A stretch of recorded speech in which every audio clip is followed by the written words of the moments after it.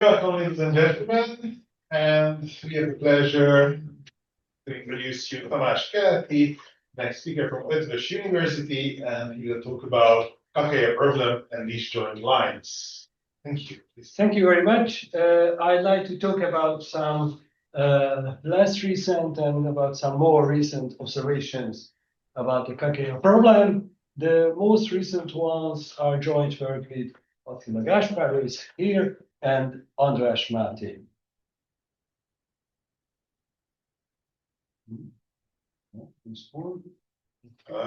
Maybe just click on it. Great. Okay.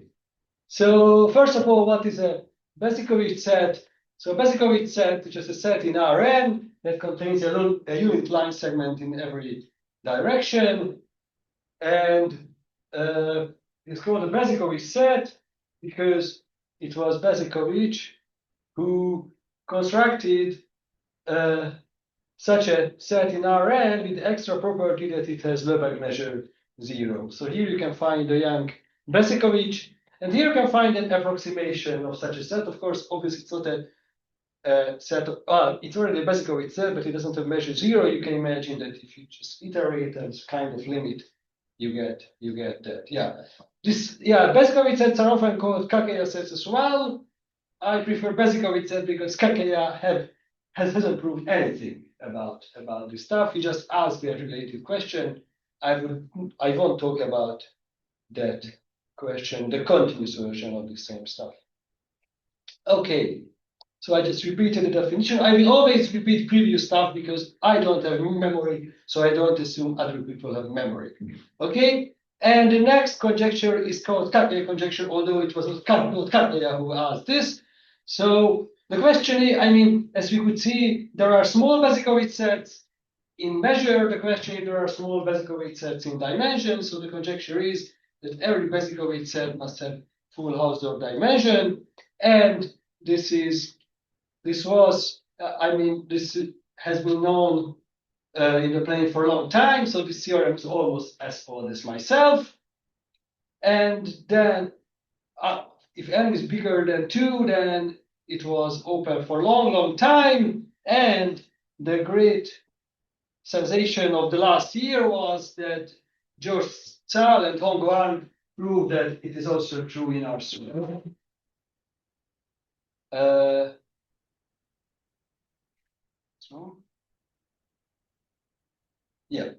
But if n is bigger than 3, then this is still completely open.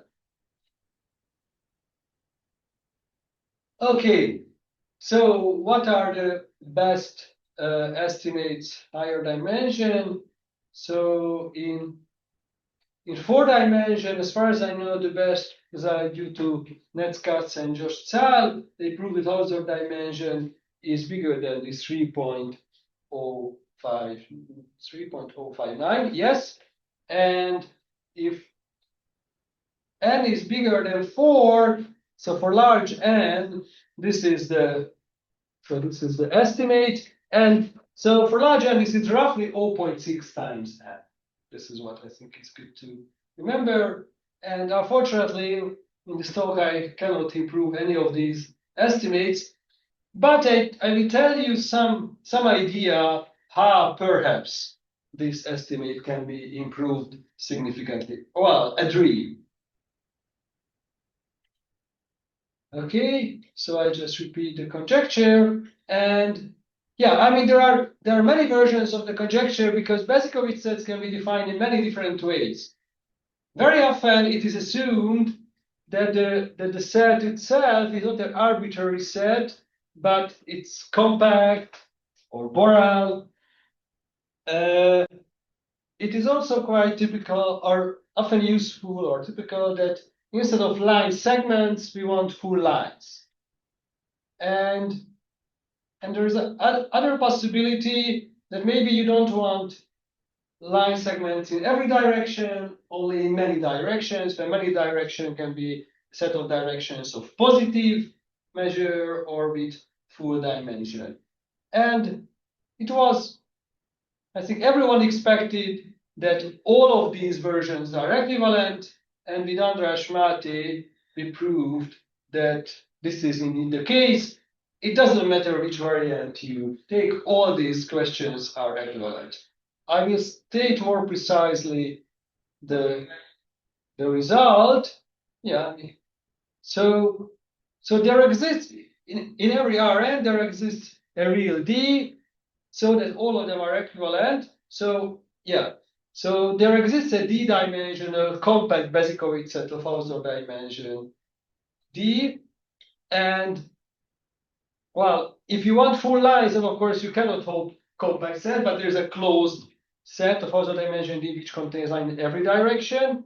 And if you have any set which contains any line segment in a set of directions full dimension, so the set of directions is a subset of more or less Sn minus 1.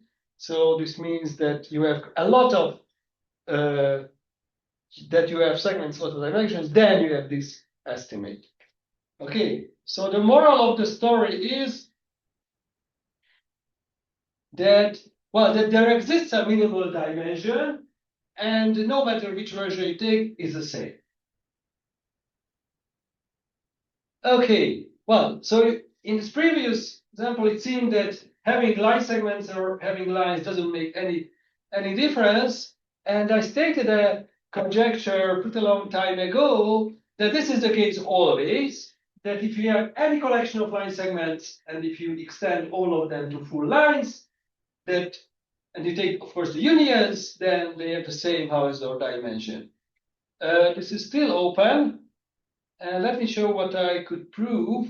Well, I proved that it has strong connection with this Kakeya problem. I showed that if this conjecture holds, then any Bezikovich set in Rn must have dimension at least n-1. So it would have very strong consequence. Remember that the best estimate for large n is 0.6 n. So it would be almost the full Bezikovich, full Kakeya conjecture. And in fact, there's a very simple argument that if you have this property for every n, then this would imply that the upper Minkowski dimension equals n. So we get that this way, that if this conjecture holds, then the Kakeya conjecture would hold, so would be true at least for Minkowski dimension. Actually, I can quickly sketch the argument, which was, I think, well known, why this implies this. Simply suppose that you have, I'm just hand waving, so suppose that you have a counterexample for this. So you have an n-epsilon Minkowski dimensional Bezikovich set. And the key geometric observation is that if you take Cartesian products of Bezikovich sets, that's still a Bezikovich set, it's easy to check. So you take a large enough k so that k times epsilon is bigger than 1. And you take the Cartesian products of two copies of your counterexamples. Then you have a Bezikovich set in R to the nk, but because you know that for upper Minkowski dimension, the dimension product rule is inequality which is less or equal, so you get a set which has upper Minkowski dimension less or equal than n times k minus 1. But Hausdorff dimension is even smaller, so that would contradict with this. Okay, so this is the very simple argument which shows that if, of course, any constant here would be good. Okay, yeah, and a personal remark, I do believe this, these versions of the Kakeya conjecture. I am much more skeptical about the full version. But this, yeah, I have many evidence for this. This is one of them, and you will see one more in this talk. Okay, so the conjecture would have very strong consequence, and I could prove that at least it is true in the plane. I proved a bit more. I proved that if A, the union of line segments has Hausdorff dimension strictly less than 2, or B, the big guy has Hausdorff dimension at most 2, then we have equality. So of course, in particular, we get that the result holds in the plane. Okay. And yeah. I gave nice titles, but they cannot. So this is the general Kakeya conjecture. You cannot make this. No. Yeah, I'm glad that I put all the titles there. They're not that important.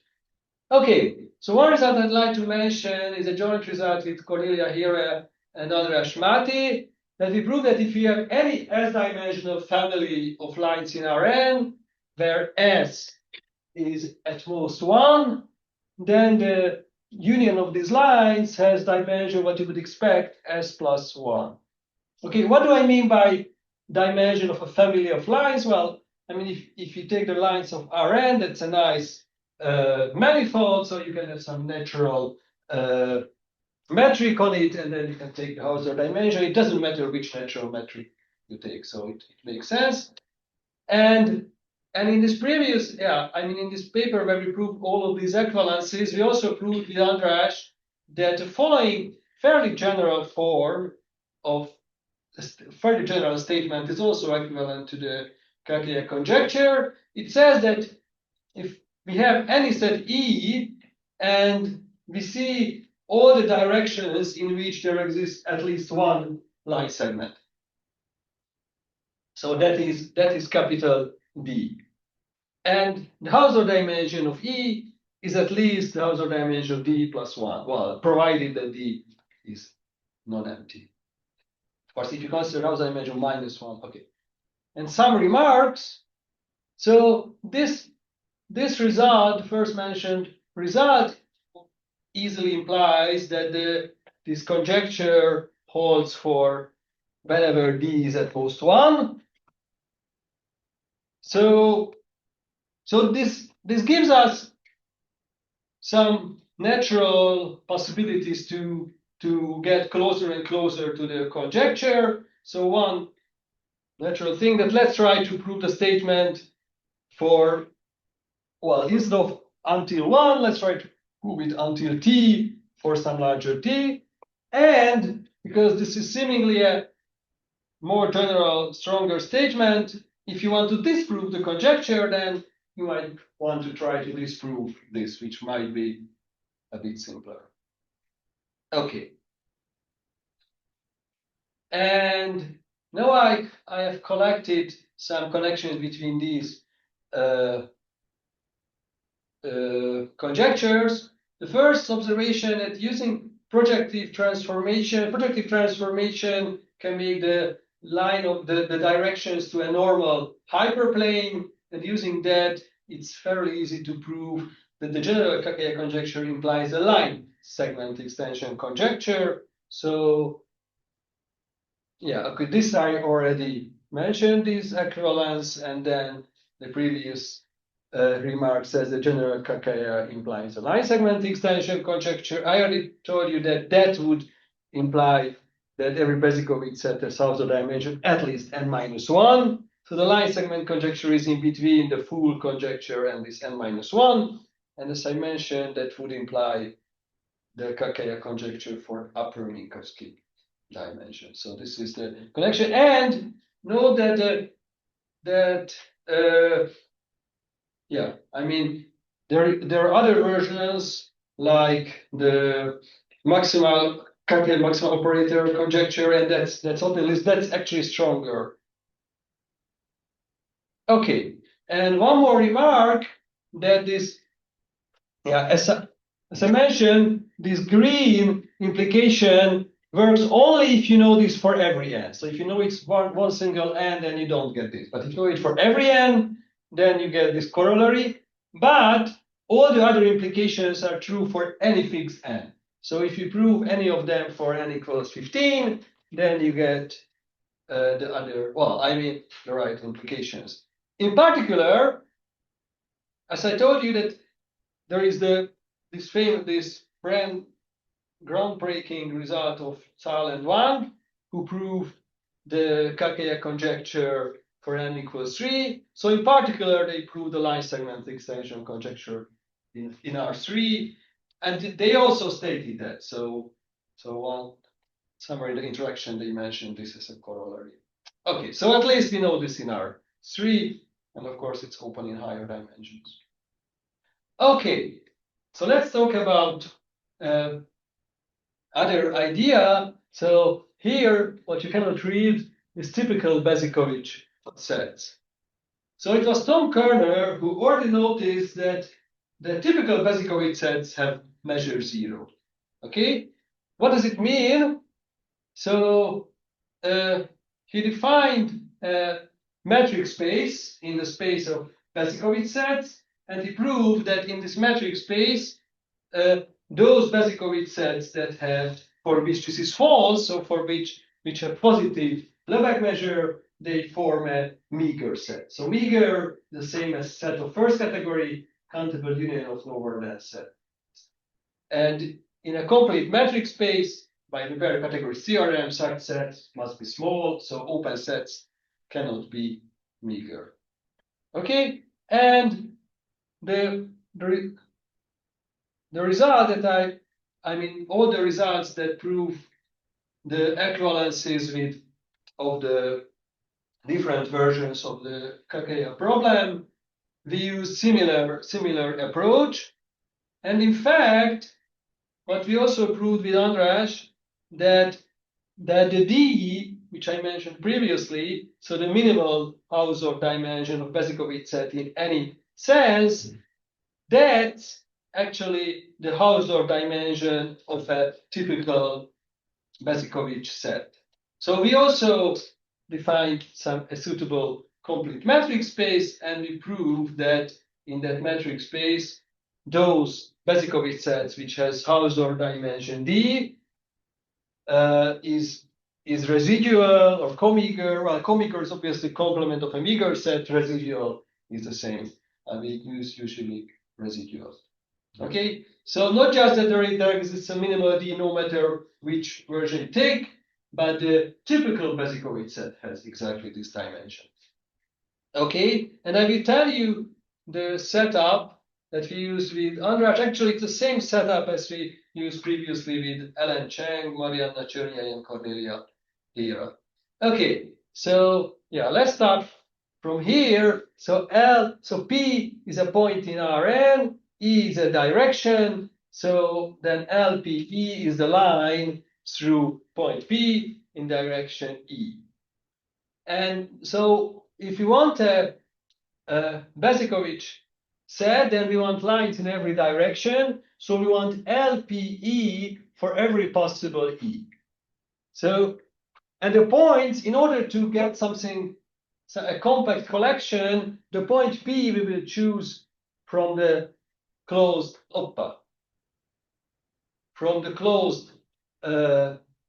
unit cube. Well, I mean, this is the n-1 dimensional projective plane. That's the set of directions. So a point in this space is a pair PE. So it codes one line. So if you want a compact collection of lines, then you have to find a compact subset of this set. And if you want lines in every direction, and you want to make sure that you get points with all these coordinates, which means that if you project this k to the second axis, then you get everything. Okay, so every set k in this calligraphic k codes a compact collection of lines, so that they form that we have lines in every direction.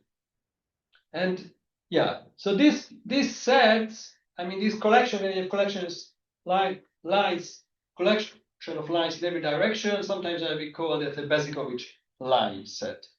Okay, and yeah, and we want to apply this typical stuff, so we need a complete metric space on K. Well, it's quite natural. I mean, we have a metric on the unit cube. There are natural metrics on the projective space. We take any of them. We take a natural product measure on this product, and then we take the Hausdorff metric on the compact subsets. So this is the metric we will take here. It's a compact metric space, so it's complete. So it makes sense to apply the pair category theorem. And we say that a property holds for a typical Bezikovich line set if those code sets for which the coded set does not have this property is small, is bigger. Okay, so this is a precise definition what I will mean by typical Bezikovich line set. And this is how you should understand the previous statement. So with this definition, a typical Bezikovich line set has minimal Hausdorff dimension among Bezikovich sets.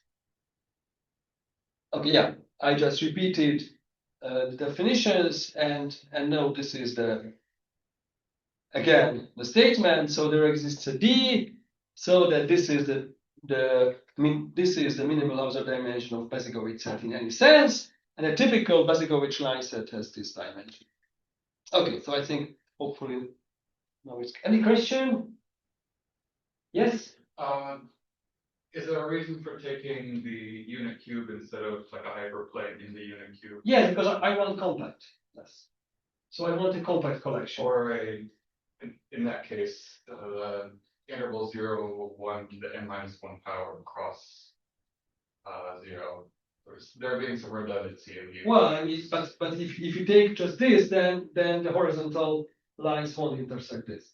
Okay. So you want something that you have lines in every time. Oh yeah, you are right. You can have a smaller than. I mean, this is bigger freedom. Okay. It doesn't really. Of course, it can be a ball or anything. So you want some compact solid already. It doesn't really matter. Oh yeah, and one thing I didn't know that of course, I mean, we didn't require that we have just one single. So the projection is this. So obviously this means that we might have more than one lines in one direction. This is necessary because otherwise, if you want compactness, if you don't require that, then you can get only a curve, right? You have a square. If you have a compact set such that it has a projection so that its inverse is, so then you have an injective map, so it must be cut. So then it would be a homomorphic stuff, so the whole stuff wouldn't work. Okay, again, I repeat the statement, and the trivial moral of the story is that if you want to solve the Kakeya problem, you don't have to do anything else but to find the Hausdorff dimension of a typical Bezikovich line set. So it's as simple as it is. And now in the remaining part of the talk comes the new part, and our goal is to show that if the typical Bezikovich set has Hausdorff dimension less than n-1, then a typical Bezikovich set would have very weird disjointness property, so weird that they seem to be impossible. And if we could prove that it is indeed impossible, that would mean that we cannot have a typical Bezikovich set with Hausdorff dimension less than n-1. But by this theorem, it would mean that there is no Bezikovich set at all in dimension less than n-1. So it would imply that any Bezikovich set has dimension at least n-1, which would be the dream result. Okay, so let's see more details. Okay, so the key lemma is the following.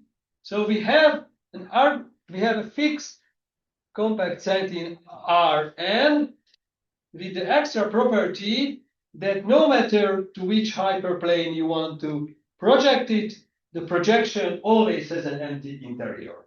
The most important special case, if the Hausdorff dimension of B is strictly less than n-1, then this is obviously the case because the projection cannot increase the dimension. So every projection the projections cannot have full dimension, so obviously they must have empty interior.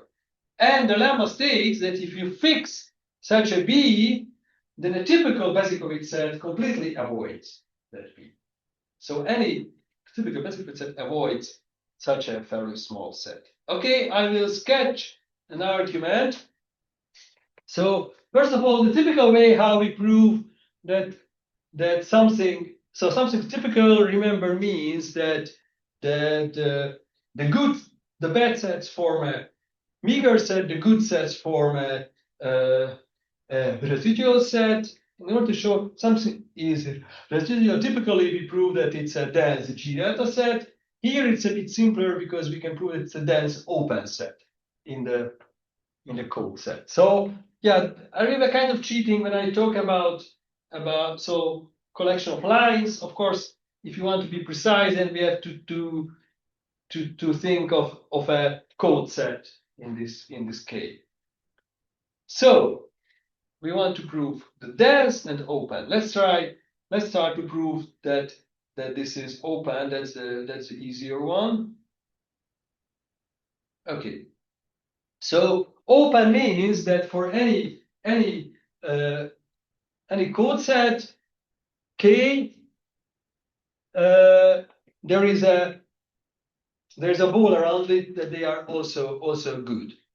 So if K is good, if K is good, so K is good, it means that this SK, so the induced union of the lines, and B are disjoint. But both of these guys are compact, so they have a positive distance. Because they have a positive distance, it means that you can slightly perturb K. So any K prime which is close enough to K is also good, which means that this is this is an open collection of sets. So the good guys form an open set, great.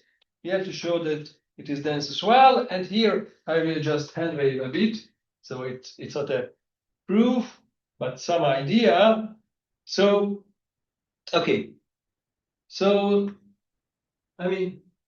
suppose that this is the direction in which you want. Okay, so what does it mean, the dense? It means that the enemy gives you one element, one Basicowicz set, and you have to find a Basicowicz set close to it, which is good.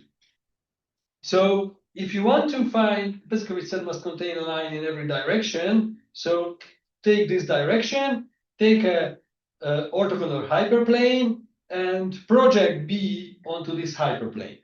Well, then if you want to have a good set, then in that direction you must avoid the projection, but the projection is tiny, it doesn't have an interior. So in any fixed direction, you can take most of the lines. Okay? And this gives enough flexibility to find a good Basicowicz set. Okay, so this is the idea behind. Yeah, of course it's not obvious, but with some extra work, one can do it. So this is the sketch of the proof of the lemma. And now I repeat the lemma, and I tell you what are the corollaries of the lemma. The first one is quite straightforward. So it says that, well, again, the assumption is the same. So suppose that, oh no, sorry, not the same. Sorry, I forgot to say something. So this is the lemma. Here B was a fixed set, and the other guy is a typical Basicowicz line set. And in the corollaries, we make the assumption that the typical Basicowicz line set has Hausdorff dimension less than n-1. And if you make that assumption, then the corollary says that if you produce countably many typical Basicowicz line sets, then they will be all pairwise disjoint. I should have said earlier, because here I think in the seminar, the random constructions show up much more frequently. So this whole typical stuff is like the random constructions. And when you say that something holds almost surely, that means that for a typical construction, something is true. So this you should imagine that kind of randomly, you just throw countably many compact Basicowicz line sets. By compact, I mean that the collection is compact. And then typically any two will be disjoint. And as you know, in this random world, in order to prove this, it's enough to check for any pair. right? Because as the measure is closed, the zero measure is closed under countable union, being meager is also closed under countable union. So in order to prove this corollary, all you have to do is to prove that if you have two typical Bezikovich line sets, then they have empty intersection. But this is clear from this lemma because you fix one of them, that will be B, and it has Hausdorff dimension less than n-1 by the assumption, and you take the other one and you are done. Okay, so this was easy. The next one is I think more surprising because the next one says that if you have exactly the same assumption, then if you take one typical Bezikovich line set, then inside that Bezikovich line set, any two lines are disjoint. Okay? And okay, I will hand wave the argument. Now I'm in the right position, so the audience can see my hand waving. So, okay, so how can we prove this result from the lemma? Okay, so if you have two lines that go through the same point, then of course they must have different directions. So this is a quite typical argument in this typical stuff, but maybe you can also use it in random things. So you decompose the space of directions to many parts, where in one part you have lines which are more or less in the same direction. So you take a countable collection of those, so that so actually a countable basis, so that any two different lines can be separated by two like that. So then it's enough to show that if you have lines more or less in this direction and more or less on that direction, then they cannot intersect. But now we can use this because now you can consider them as two separate objects. And we are done. Okay? Yeah, this is, yeah, I quite like this. I think this is quite weird that you can use this result even inside, just separating. Okay, so let's go on. So now I just combined the previous two corollaries. So if we happen to know that the typical Bezikovich line set has Hausdorff dimension less than n-1, then it means that if you put down in a typical way countably many Bezikovich sets, then all of them will be pairwise disjoint, and all of them will consist pairwise disjoint lines. But we also know that the typical Bezikovich line set has the minimal Hausdorff dimension among Bezikovich sets. So if you combine these, then we get the following combination, which I consider the main result of the more recent stuff. So instead of making this assumption that no one cares, let's have the assumption that if there exists a Bezikovich set with Hausdorff dimension 3 less than n-1, then this way you get a countable collections of lines. Each collection is compact. So each CI is a compact collection of lines. And each collection contains lines in every direction. And any two lines in any of the collections are disjoint. So the lines between, in different ones, they are also disjoints, and the lines within one collection, they're also disjoint. So this is the weird stuff that we would get from this assumption. So now I think I repeated the, oh, sorry. No. So now I repeated the combined result, and here is my remark that the natural goal is to prove that this should not exist. I mean, this seems to be so weird that I think probably we agree that most likely this is impossible. But unfortunately, we couldn't prove that they are impossible. We couldn't even prove that there is no. We couldn't decide what if you just want to give one. So the most natural question, which I think very interesting in itself if there exists a compact collection of pairwise disjoint lines so that we have line in every direction. Oh yeah, what I would like to remark in this combined main result, which I like very much, that okay, so this says that if you can disprove the existence of this, that would disprove that would prove that any Bezikovich set has some dimension at least n-1. And note that here in this part there is no dimension at all. So somehow geometric measure theory was removed, and it's a simple geometry and topology because compactness appears. Okay, but the most natural question, which I think interesting in itself, if you can give at least one such compact collection that we have lines in every direction. One, if you can prove that you cannot, then I would be extremely glad because that would mean that you prove this at least n-1. If you can give one, then like job, then you can, okay, then give me more. How many can you give? If you can give give 2, that's fine. Can you give 3, 4? I think it's very unlikely even giving 2. I mean, you will see some. I mean, this test cannot be that small. Okay, so these are the natural questions that we pose, and yeah, I repeated that. And of course, in order to see how hard these questions and what can we say, it's natural to try to attack some weaker versions. So we couldn't answer these questions. So what can we construct? Of course, this compactness seems to be a pretty strong and quite artificial assumption. So let's see what if we realize this condition. If we completely remove this condition, so if I just delete the word compact, then the answer is quite simple. Then you can get all of these constructions by transfinite induction. So if you have ever learned transfinite induction, it's an easy exercise. With transfinite induction, you can easily do that.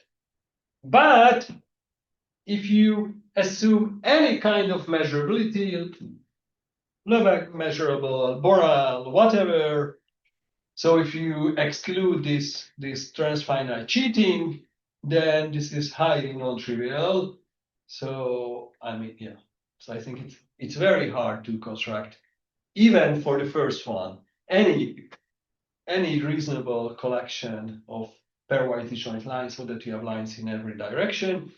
And the best we could do is that at least in R3 we could find a closed collection of pairwise disjoint lines so that we have lines in every direction. So this is almost as good as this, but instead of compact, we have closed. Yeah. So a collection of lines will be compact. I mean, then you need that it will go, then there is a fixed bounded set and all lines goes through them. Well, here we couldn't achieve that. Okay. And what do I want to do? Yeah. So this is the theorem again. And well, I won't attempt to prove this theorem, but I will tell you some ideas how you can approximate this, and eventually I will tell you a few words about the construction. So the easy idea, I think all of you would find very quickly, or maybe some of you already thought of this, that the hyperbolas of one sheet, they are good guys here, because it's probably all of you know that you can obtain them as a union of pairwise disjoint lines.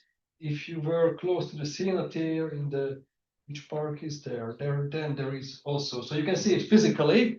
I will show you a picture soon.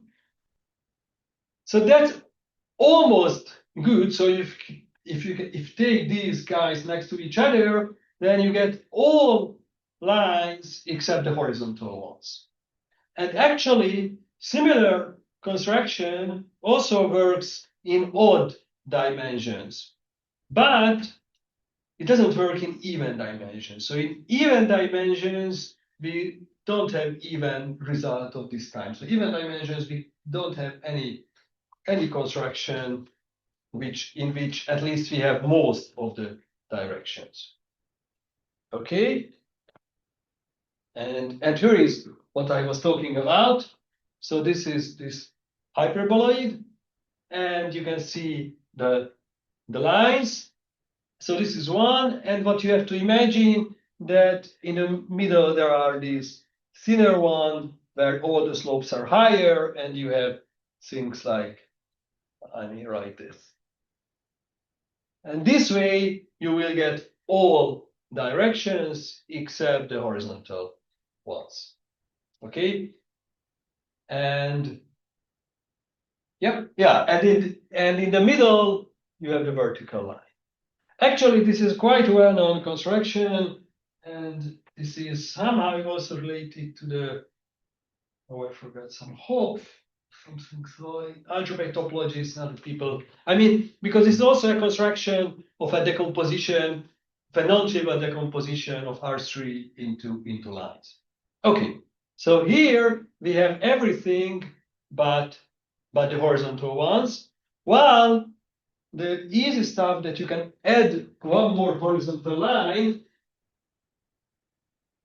In the classical construction, I mean, these guys cover eventually everything. So this is a foliation of R3, but you can stay inside a circle in the horizontal line, in the horizontal plane, which means that in the horizontal plane, there will be, we cover only a disk, so we have a punched horizontal plane, so one more horizontal line we can. So the trivial addition that you here, we get all directions except the horizontal ones, but only one horizontal line. Okay, and the next trick with which you can get much more is the following. I try to produce figure. Yeah, I mean, I spent a lot of time with ChatGPT, but I couldn't see anything from those figures, so I gave up. The idea is that so we have this construction, and then we cleverly remove it into two, like this. And if you do it in the right way, then in the middle, well, and surely in the middle you will get some empty room. And you can do it in a clever way so that in the middle you can turn that in every horizontal plane there is a strip. On the strip you can put a horizontal line, and that is rotated, but unfortunately not full. One single line will be an exception. So with this one extra idea, you get a closed set of lines so that you have lines in every direction but one. So one, there is one. Okay? And how to get that extra one? Well, this is even trickier. Then you decompose it into three parts. So using this Mercedes sign, but of course cleverly, so you remove it into three. And that's not enough. You also apply some cleverly chosen affine transformation that doesn't change the directions. And if you do that, then you can get enough holes to put everything. Okay, I will show you. Oh, I forgot. How do I want to? Leteszed a tálca, mint a Windows-nál, és ott a jobb felső sarokban, ott van a kis tálca. Itt? Ott Én nem használok Windows-t, ezt. Semmi. Ez, és akkor, ha minden igaz, melyik volt az? Yeah. Okay. So this is the video. So these are the horizontal planes, and the three regions are this. And now we are yeah. I mean, so we are starting with -5, and we are taking the horizontal slices in this video. You can see that then these guys are rotated, and sometimes, so no, there is no, you cannot put a full line, but if you wait enough, then there will be some moment where you can put a line, and then some red line will appear.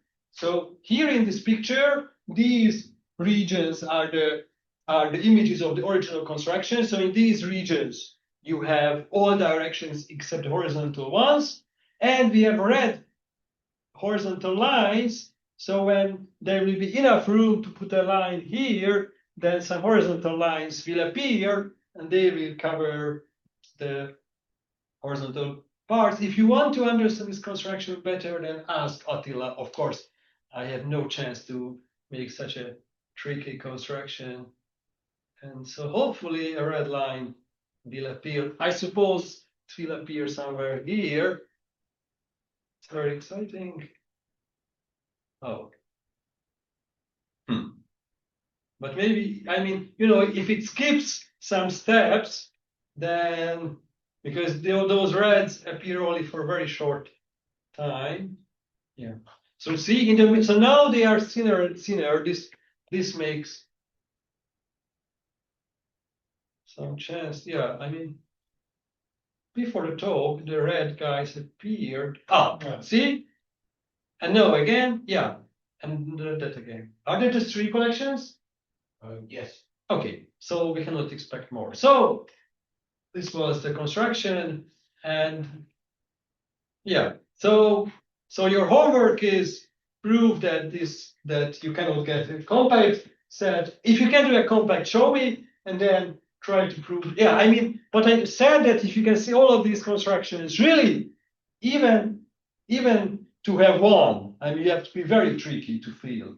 And having 2 constructions like that seems to be quite hopeless. And this is the odd dimension, which is the easy. So in the even dimension, you cannot have anything like that. So I'm pretty much convinced that yeah, I mean that the whole stuff is impossible. My only doubt is that I can do it. So hopefully others can prove the impossibility, and that would have the dream result. And I think that's all. Yeah, no, it's going back, so you can enjoy this movie. So thank you for your attention. Thank you. Okay, questions, comments? So why are there no red lines like right now? Attila should answer that question. So basically, there are specific horizontal planes where there is enough space, and so I didn't want to put unnecessary lines in there because so if we don't have much space, then we cannot cover a lot of Okay, so let me translate. So the goal was to have as few collections as possible. So those 3 collections covered everything. So we don't want to put other. And actually, this also has because one can ask that how many. So in most directions we have just 1 line.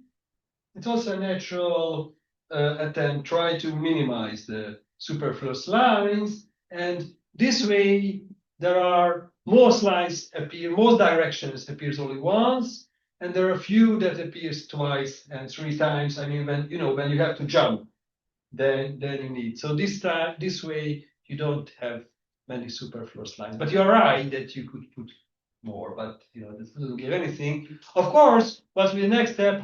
Try to make this disjoint, but of course that's pretty hopeless here, so that doesn't help making that disjoint. I'd like to have another remark. I misremembered because there are 6 sets of these horizontal lines. Oh, And not 3. Okay, so then we missed some of them, or maybe you didn't. If you follow the video. Oh yeah, so there are these. So these are 3. Okay, if you want to understand this collection of lines, so there are 3 collections. They are 2 parameter family of lines, and so these are these ones 1, 2, 3, and the red lines they are just 6 1 parameter family of lines. So these 9, and actually and they are very explicit families. And then More questions? I have 2 most likely very stupid ones. So, what about the Pucking dimension? Does the Pucking dimension also behave slightly upper Minkowski dimension in this conjecture? Yes. So Well, I mean, well, yeah. I mean that the implication. Yeah, you're right. Why didn't we state for that? Yeah, I mean that simple argument that if you have the result for n minus one, Yeah, that the would product. imply n that works for packing. Yeah, yeah. So you're right that it would have been a slightly stronger version to state that. So something intermediates. Yeah, I think the reason why I said this because the upper box dimension is much more well known than the packing dimension. But yes, whatever I said about upper box dimension, that's also true for packing dimension. Thank you. And my other question is, does this make any sense on this what is sample space? This is coding space. Yes, code space. Yeah. Code space. To study prevalence, and the prevalence would behave differently, do you think?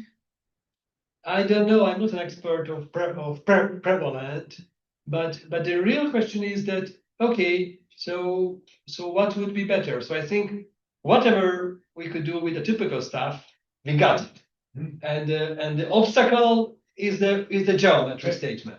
Yeah, but I mean that in the case of prevalence, you have an extra tool, which is the transversality and such kind of things, which is, you know, like the Marstrand-Mattila, such kind of projective theorem is very helpful. And that's why I doubt that the prevalence, whatever the definition can be in this case, would behave. I would guess that the prevalent Bezikovich set would have full positive Miller measure. That's Yeah, well, yeah, and then we can't do anything. yes. That would not. Otherwise, the word. So yeah, so I think in this word, it's. I mean, usually, you know, as you probably saw already, that the random object and typical objects, they behave quite opponently. So and kind of quite oppositely. And I think it's very rare that and the third guy is prevalent, and I think it's very rare that some weird appears for more than one. So Yes. I'm not that optimistic, but yeah, it can happen. I didn't check the prevalent version. Thank you. More questions? If not, then let us thank Tamás Keleti.